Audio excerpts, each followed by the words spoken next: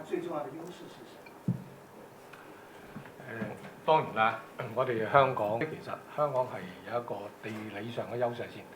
咁第二咧，我哋嗰個處理貨物嘅效率高，呢個大家都知㗎啦嚇。我哋叫做追時港啊嘛嚇 catch up port。咁呢個亦都係好耐嘅。咁而家我哋要做嘅，頭先我都有開場都有介紹，就係我哋都要面對競爭咧，點樣將我哋營運成本持續下降。咁呢個而家就係我哋搞緊嘅，就係政府推動緊嗰個我叫 PCS 港口社區系統。呢個就將我哋日後所有嗰啲文件嘅處理咧係電子化佢。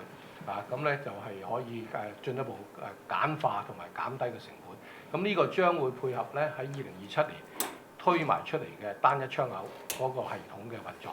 咁呢兩件嘢應該係黐埋嘅。有咗之後咧，我哋成個喺物流業嗰個嘅啲貨運啊，所有單據啊嗰啲文件資料啊就可以電子化。咁呢個係進一步減省。咁當然碼頭方面都做緊嘢嘅，就係乜嘢咧？就係係咪可以快啲引入多啲嘅無人駕駛啊？自動化嘅工作啊咁樣，咁呢個都係香港仲有一個大家都冇留意嘅，係換水手換 crew 一個好流行嘅地方嚟。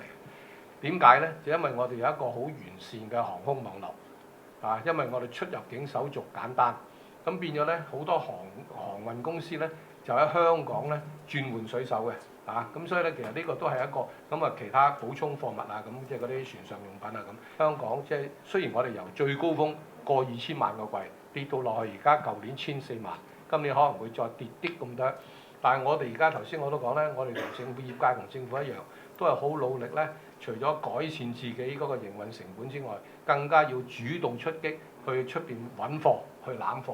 如果你去南美洲、去非洲、去呢個亞洲嗰啲國家，香港係一個更加適合嘅地方。咁就係香港咧，我哋以往一啲所謂嗰啲受管制嘅物品進入香港咧，就要去攞出入境嗰啲嘅牌照啊，嗰啲係好複雜嘅。明年翻嚟咧，呢條法例就會修訂，就係呢啲受管控嘅物品咧係可以免除呢啲出入境嗰啲批文嘅申請。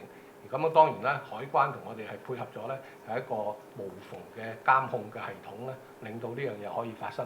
咁我希望落實咗呢啲嘢之後咧，能夠吸引更多以往喺香港轉，後來唔喺香港轉，而家翻嚟香港做轉口嘅貨物。咁呢啲都係我哋做緊嘅工作。